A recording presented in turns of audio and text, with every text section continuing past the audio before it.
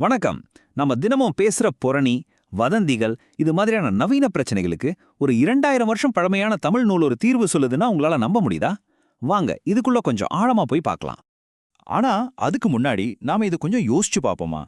ஏன் மத்தவங்கள பத்தி பேசுறது நமக்கு இவ்ளோ ஒரு சுவாரஸ்யமான விஷயமா இருக்கு? அது ஆபீஸ்ல டீ குடிக்கும்போது நடக்கிற அரட்டையா இருக்கலாம், இல்ல சோஷியல் மீடியாவுல பரவுற ஒரு வதந்தியா இருக்கலாம். அதுல ஒரு சின்ன ஈர்ப்பு இருக்கு இல்லையா? ஆனா நம்மளோட இந்த பழந்தமிழ் ஞானம் இது எப்படி பாக்குது தெரியுமா? ஒரு விஷம். ஆமா, நீங்க கேட்டது சரிதான். ஒருத்தர் இல்லாதப்போ அவரை பத்தி பேசுற ஒவ்வொரு வார்த்தையும் ஒரு கொடிய விஷம்னு சொல்லுது. சரி, அப்போ இந்த மறைவான வார்த்தைகளின் விஷம்னா என்ன? திருக்குறளை பொறுத்த வரைக்கும் புறங்கூறுதல் அப்படிங்கிறதுக்கு உண்மையான அர்த்தம் என்ன? வாங்க பார்க்கலாம். பாருங்க, திருக்குறள் இது ரொம்ப சிம்பிளா ஆனா பவர்ஃபுல்லா சொல்லுது. புறங்கூறுதல்னா ஒருத்தரோட முகத்துக்கு நேரா சொல்ல தயங்குற விஷயங்களை அவங்க இல்லாதப்போ பேசுறது. இதுக்கும் நேரடியா உண்மைய பேசுறதுக்கும் எந்த சம்பந்தமும் இல்ல.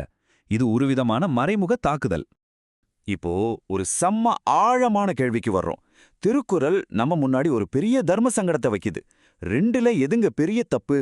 தெரிஞ்சே ஒரு அநியாயத்தை பண்றதா, இல்ல ஒருத்தரை பத்தி இல்லாதப்ப புறம் பேசிட்டு அவங்க முன்னாடி ஒண்ணுமே தெரியாத மாதிரி சிரிச்சு பழகிறதா? குறள் என்ன சொல்லுது தெரியுமா? இந்த ரெண்டாவது தான், அதாவது இந்த இரட்ட வேஷம்தான் வெளிப்படையான அநீதியை விட ரொம்ப ரொம்ப மோசமான பாவம்னு சொல்லுது. அப்பாப்பா.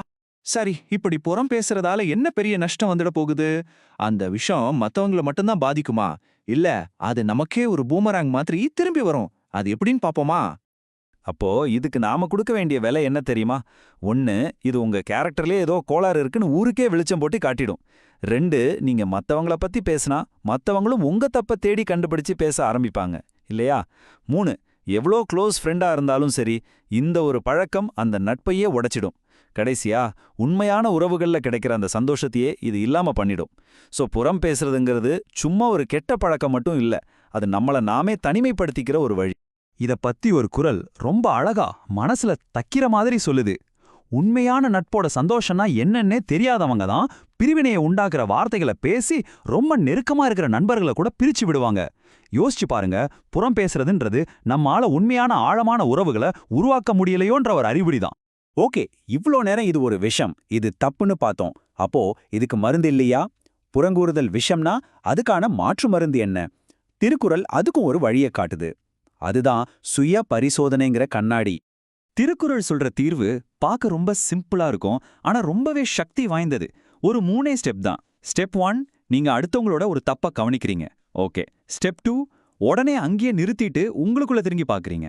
ஸ்டெப் 3, நீங்க எந்த அளவுக்கு மத்தவங்க தப்ப தெளிவா பாத்தீங்களோ அதே தெளிவோட உங்க சொந்த தவறுகளையும் பார்க்க ஆரம்பிக்கிறீங்க. அவ்வளவுதான். சிம்பிளா சொல்லணும்னா, மத்தவங்கள ஜட்ஜ் பண்றதுக்கு ஒரே மருந்து அதே கிரிட்டிக்கலான பார்வையோட உங்களை நீங்களே ஜட்ஜ் பண்ணிக்கிறது தான். இது வெறும் அட்வைஸ் இல்ல, இது சுய விழிப்புணர்வை நோக்கிய ஒரு பெரிய பயணம். சரி, இதெல்லாம் கேட்க நல்லா இருக்கு. ஆனா 2000 வருஷம் பழமையான ஒரு ஐடியா நம்மளோட இந்த வேகமான டிஜிட்டல் உலகத்துக்கு எப்படி செட் ஆகும்? வாங்க அதையும் பாத்திரலாம். ஆச்சரியமா இல்ல? 2000 வருஷத்துக்கு முன்னாடி எழுதப்பட்ட ஒரு விஷயம் இன்னைக்கு நாம தினமும் ஃபேஸ்புக்ல, வாட்ஸ்அப்ல பார்க்குற அந்த ஆன்லைன் நச்சுத்தன்மைக்கு, நம்ம ஆஃபீஸ்ல நடக்கிற அந்த கிசுகிசுக்கு, உடைஞ்சு போன நம்பிக்கைகளுக்கு எல்லாத்துக்கும் ஒரு தீர்வா இருக்கு. இதுதான் காலத்தால் அழியாத ஞானம்னு சொல்றது. இந்த முழு அதிகாரத்தோட ஒரு உச்சகட்டமான நம்மள ஆழமா சிந்திக்க வைக்கிற ஒரு குறள் இதுதான். மத்தவங்களோட தப்பா பார்க்குற மாதிரி நம்ம தப்பே நாம பார்க்க ஆரம்பிச்சிட்டா இந்த உலகத்துல துன்பம்னு ஒன்னு இருக்குமா? என்ன ஒரு கேள்வி இல்லையா? இதுக்கு நம்மகிட்ட என்ன பதில் இருக்கு? அப்போ கடைசியா நம்ம புரிஞ்சுக்க வேண்டியது ஒன்னே ஒண்ணுதான். புறம் பேசுறதுக்கு மருந்து எதையும் கண்டுக்காம இருக்கிறது இல்ல. உண்மையான மருந்து சுய விழிப்புணர்வு. மத்தவங்கள நோக்கி விரல நீட்டுறதுக்கு முன்னாடி நம்மள நாமளே ஒரு தடவை பாத்துக்கிறது தான் உண்மையான தீர்வு.